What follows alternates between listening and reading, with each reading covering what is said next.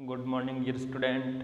7th class की math की YouTube class में आप सभी का हार्दिक अभिनंदन करता हूं।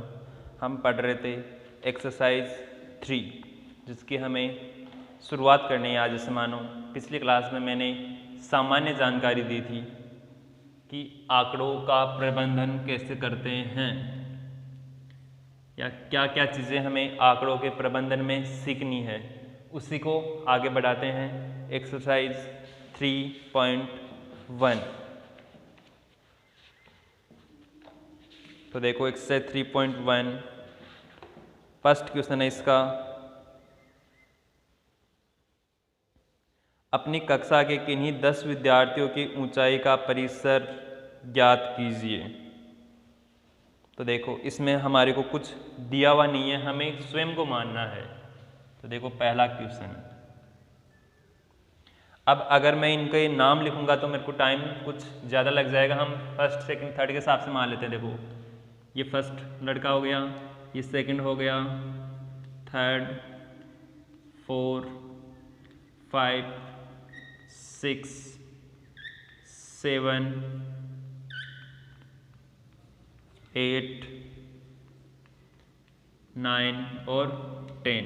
ये हमारी कक्षा के 10 विद्यार्थी है जिनकी ऊंचाई हमें अपने स्वयं के विवेक से लिखनी है। देखो जैसे मैं लिख रहा हूँ यहाँ पे 5, 6.5, 4, 4.7, 4.3, 5.6, 3.9, 4.8,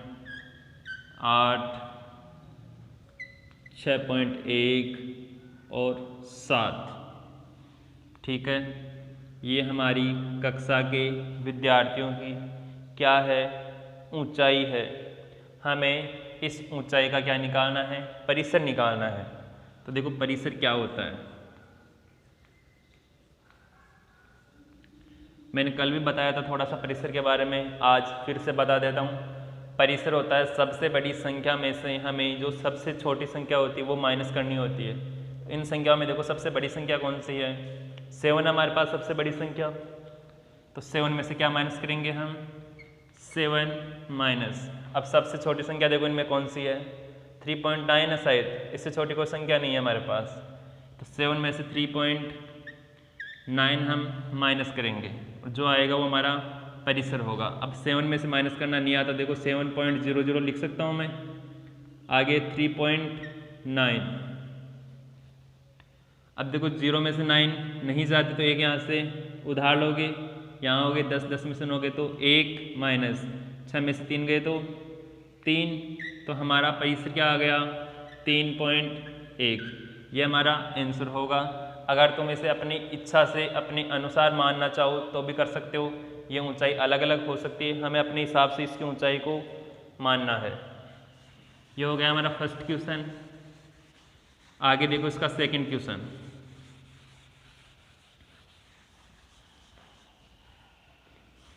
और पीछे कोई क्वेश्चन हो जो तुम्हारे समझ में नहीं आया हो तो उसे तो वीडियो वापस से चला के देख सकते हो। पर ऐसा कोई क्वेश्चन हो जो मैंने करवाया नहीं और तुम्हारे से भी नहीं हो पा रहा है तो मैंने कमेंट सेशन स्टार्ट कर दिया है, उसमें क्वेश्चन का क्रमांक और प्रश्नावली का क्रमांक डाल के कमेंट कर सकते हो कि इस क्वेश्चन में हमें समस्या है। आगे देखो क्वेश्चन नंबर 2। कक्षा के एक मूल्यांकन में प्राप्त किए गए निम्नलिखित अंकों को एक सारणीबद्ध रूप में संगठित कीजिए। तो देखो अपने पास अंक है, वो अंक लिख देता हूँ एक बार तो मैं। देखो 4, 6, 7, 5, 3, 5, 4, 5, 2, 6, 2। आगे है 5, 1,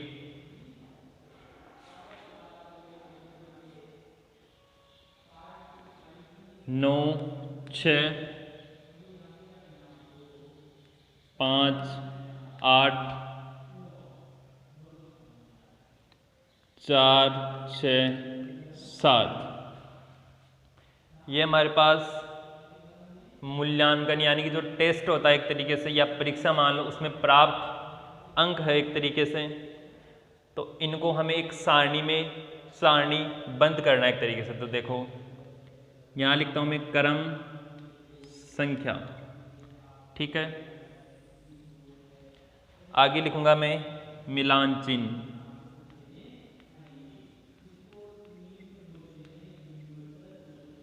और आगे आ जाएगी अपने पास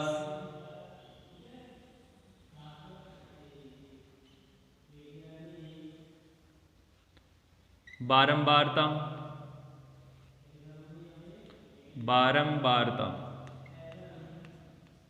और यहां लिख सकते हैं हम अपने अंक। तो देखो ये केवल समझाने के लिए है, बाकी इसमें कुछ खास नहीं है। देखो फर्स्ट,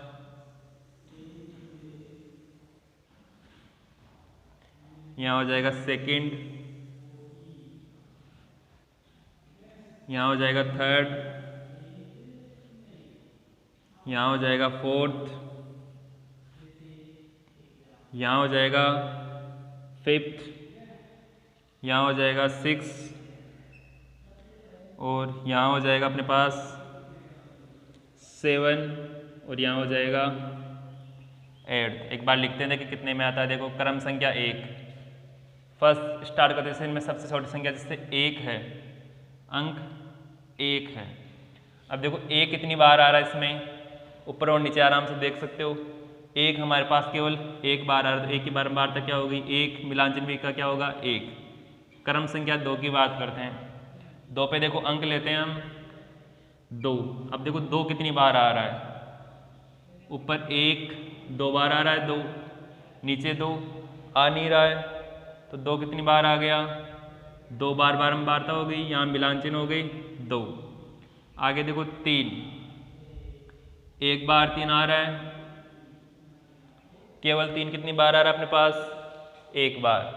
मिलान चिन्ह में 1 लाइन, बारंबारता में 1, अंक 3 अंक है ना। आगे देखो क्रम संख्या 4, अंक भी कौन सा लेंगे हम, 4 देखो कितनी बार आ रहा है, 1 2 3 4 आ रहा है हमारे पास 3 बार, यानी कि बारंबारता 3 हो गई। मिलान चिन्ह 1 2 3 हो गए।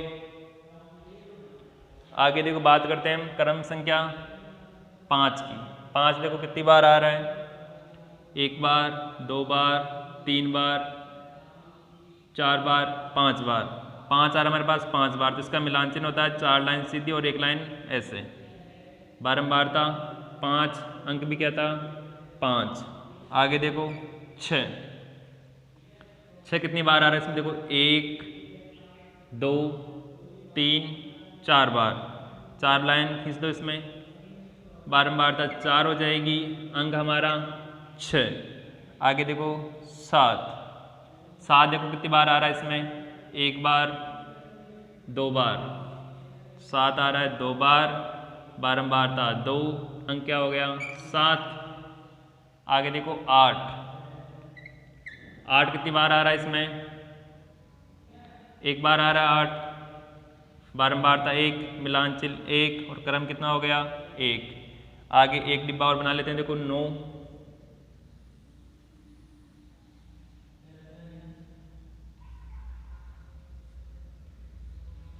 देखो 9 कितनी बार आ रहा है इसमें, ऊपर 9 नहीं आ रहा है, नीचे केवल 1 बार 9 आ रहा है। तो देखो 9 की बारंबारता 1, मिलान चिन्ह 1, और क्रमांक क्या है 9। ठीक है, ये हो गया हमारा क्वेश्चन नंबर 2 की एक टेबल बन गई, क्योंकि हमने इसे क्या कर दिया, सारणी बंद कर दिया। अब ऐसे करोगे देखो अच्छा लगेगा, मैं इसको बिना टेबल के लिखता तो अजीबोगरीब लगता है ये। अब इसके क्वेश्चन देखते हैं, इस साइड लिख देता हूँ मैं इसके क्वेश्चन। फर्स्ट देखो सबसे बड़ा अंक कौन सा, इसमें सबसे बड़ा अंक देखो, इसमें मत देखना ये तो क्रम संख्या, उस साइड देखना अंक सबसे बड़ा कौन सा है 9।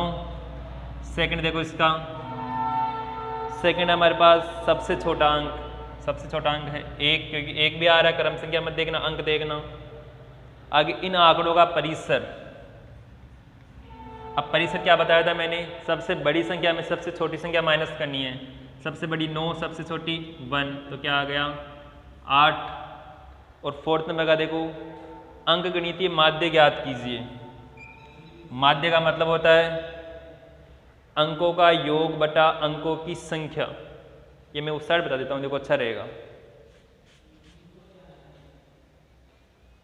हम बात कर रहे हैं इसका फोर्थ यानी कि माध्य। माध्य का सूत्र होता है अंकों का योग बटा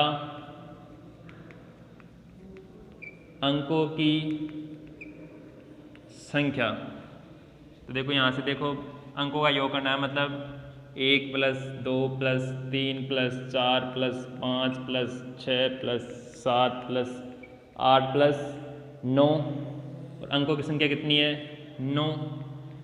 अब देखो इनका योग करो, 1 और 2 3, 3 और 3 6, 6 और 4 10, 10 और 5 15, 15 और 6 21, 21 और 7 28, 28 और 8 36, 36 और 9 45।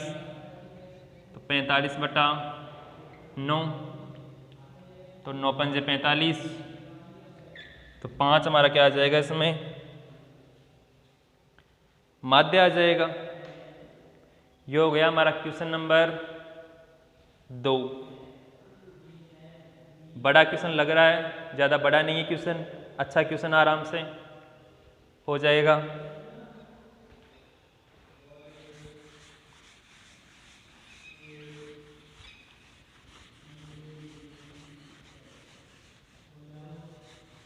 आगे देखो क्वेश्चन नंबर 3।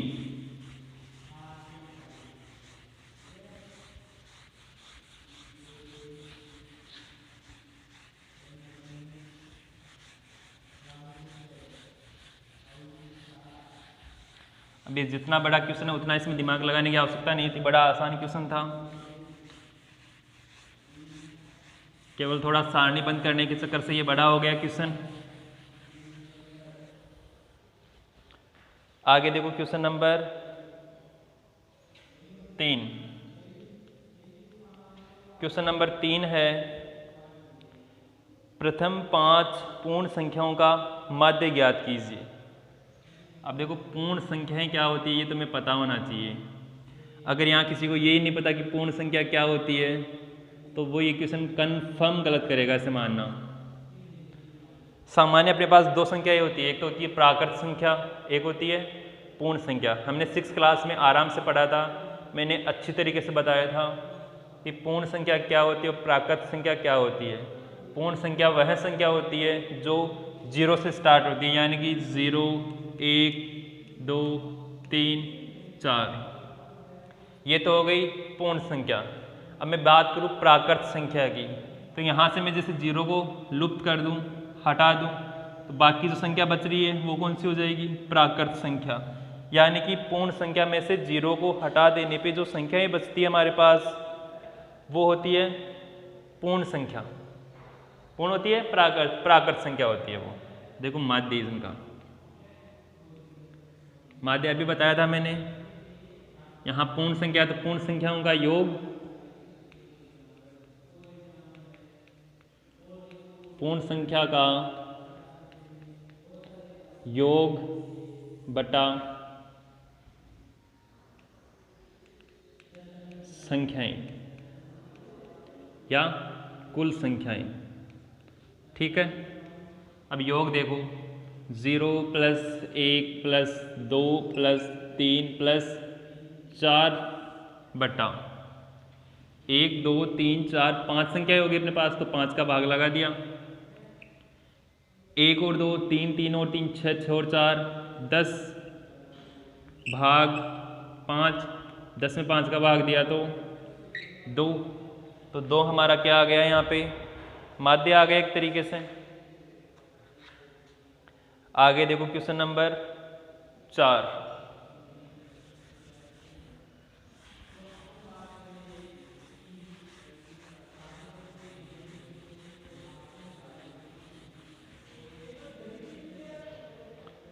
क्वेश्चन नंबर 4 है अपने पास,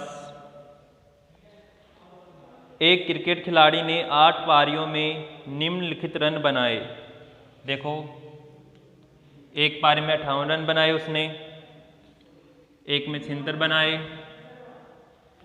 एक में 40 बनाए, एक में 35 बनाए, एक में 46 बनाए,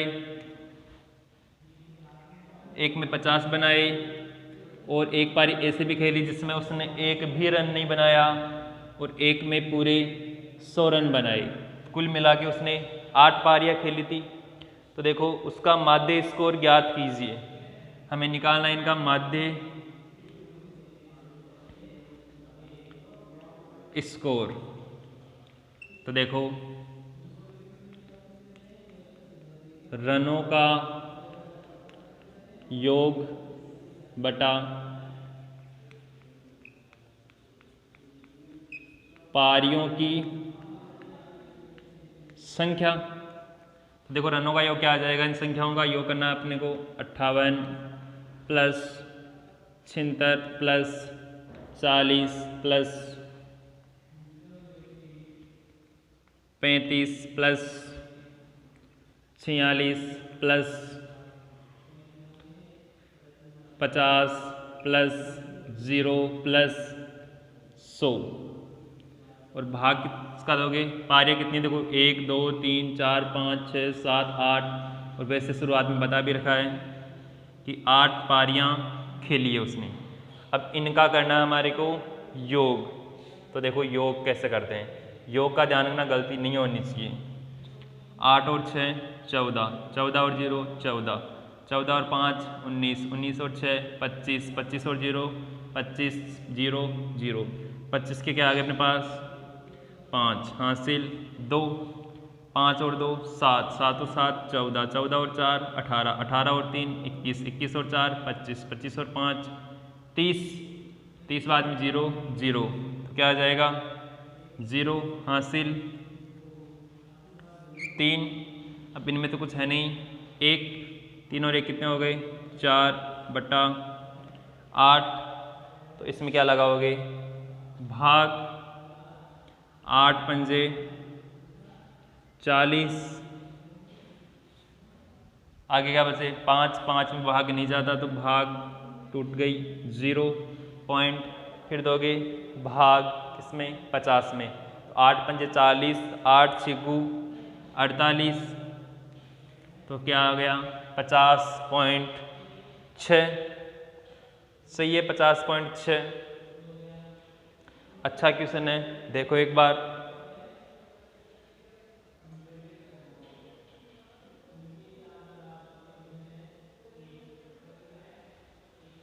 आगे बात करते हैं क्वेश्चन नंबर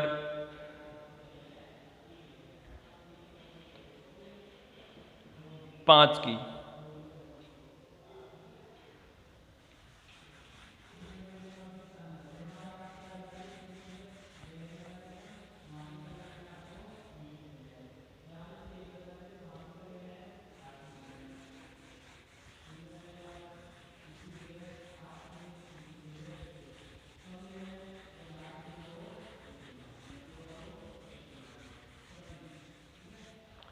देखो क्वेश्चन नंबर 5, निम्नलिखित सारणी प्रत्येक खिलाड़ियों द्वारा 4 खेलों में अर्जित किए गए अंकों को दर्शाती है।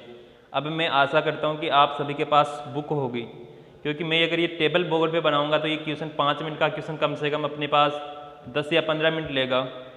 तो मैं सारणी नहीं बना रहा हूँ, आशा है आप सभी के पास बुक्स होगी, तो आप क्वेश्चन को बुक से देखना, ठीक है।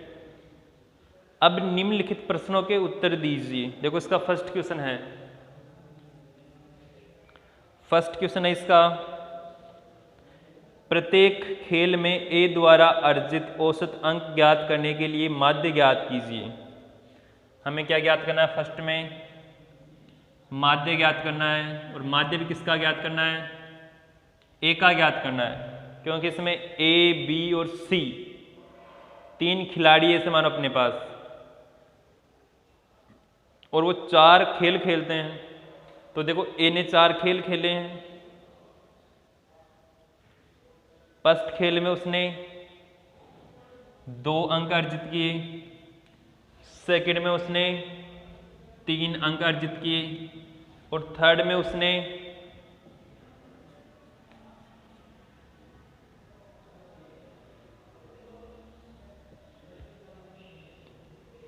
First question number 5।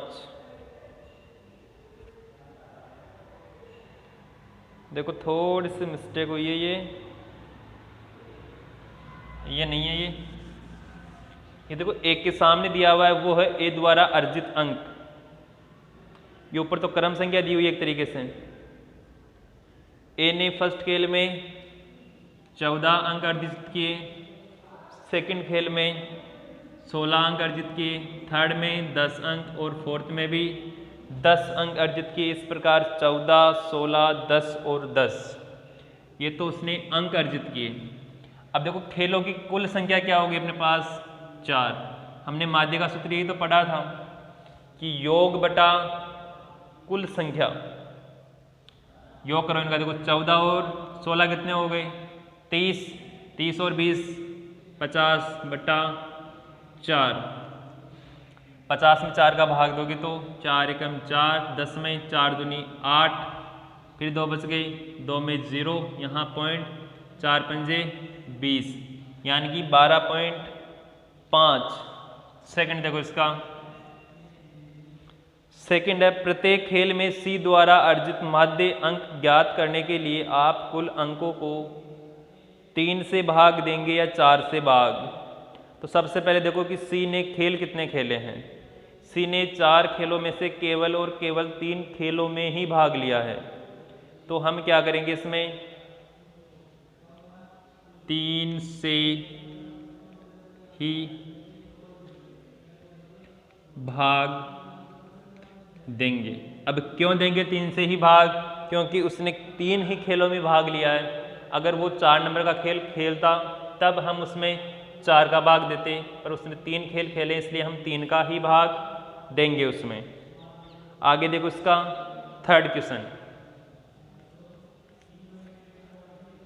Third question अपने पास, बी ने सभी 4 खेलों में भाग लिया है, आप उसके अंकों का माध्य किस प्रकार ज्ञात करेंगे। तो देखो थर्ड में बी ने देखो माध्य ज्ञात करना है हमें, एक तरीके से माध्य ज्ञात करना आता है हमें अंकों का योग। तो बी में देखो फर्स्ट में उसने 0 अंक अर्जित किया, सेकंड में 8 किया, थर्ड में 6 किया और फोर्थ में 4। कुल खेलों की संख्या 4। तो देखो 8 और 6 14 और 4 18, 18 बटा 4। 18 में 4 का भाग दोगे तो 4 चौक 16, 2 बच गए तो पॉइंट लगाओगे, 20, 20 में 4 का भाग 5 बार, तो क्या आ गया 4.5। आगे फोर्थ, किसका प्रदर्शन सबसे अच्छा है। देखो प्रदर्शन अच्छा है इसके लिखा, ये मतलब देखने के लिए हम क्या करेंगे, औसत निकालेंगे एक तरीके से। हमने ए का औसत यानी कि ए का माध्य निकाल लिया, यहाँ किसका माध्य निकाला हमने, बी का निकाल लिया। अब अगर हम सी का माध्य भी निकाले तब हम बोल सकते हैं कि किसका स्कोर बढ़िया है। तो देखो एक बार फोर्थ के लिए हम पहले सी का माध्य निकालते हैं। माध्य किसका निकालेंगे, सी का। तो सी में देखो सी ने मात्र 3 खेल खेले और एक में 8, 11 और एक में 13 रन बनाए, अंक अर्जित किए। 8 + 11 + 13, 3 खेल खेले इसने। तो देखो 11 और 8 कितने हो गए 19, 19 और 13 कितने हो जाएंगे 19 और 10 29, 29 और 3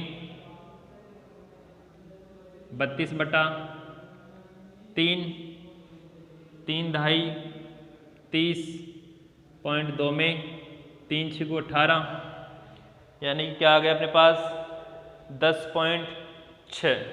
अब इनमें जो माध्य है वो देखो तीनों का, एक का 12.5, 4.5, 10.6। किसका माध्य ज़्यादा आ रहा है, जिसका माध्य ज़्यादा आ रहा है उसका प्रदर्शन क्या होगा, अच्छा होगा। क्या लिखोगे, अतः ए का माध्य ज़्यादा है तो ए का प्रदर्शन अच्छा होगा। क्या लिखोगे? ए का प्रदर्शन अच्छा होगा, क्योंकि इसमें ए का माध्य ज़्यादा है, इसलिए हम बता सकते हैं कि ए का माध्य ज़्यादा होगा। आगे का जो क्वेश्चन है कोशिश करना, वैसे तो अगर कोशिश करोगे तो ये पूरी प्रश्नावली आराम से हो सकती है 3.1, क्योंकि जो इसका बेसिक था वो मैंने करवा दिया एक तरीके से। अब क्वेश्चन केवल संख्याएं चेंज होगी, बाकी जो तरीका है वो सेम रहेगा। तो हम जो क्वेश्चन नंबर 6 है उसे करेंगे नेक्स्ट क्लास में। आज के लिए इतना ही, जितना बताया है उसको आराम से अभ्यास करना, उसका बार बार पढ़ना, ताकि वो समझ में अच्छी तरीके से आ जाए। हम मिलते हैं नेक्स्ट क्लास में, तब के लिए आराम से पढ़ते रहिए। धन्यवाद।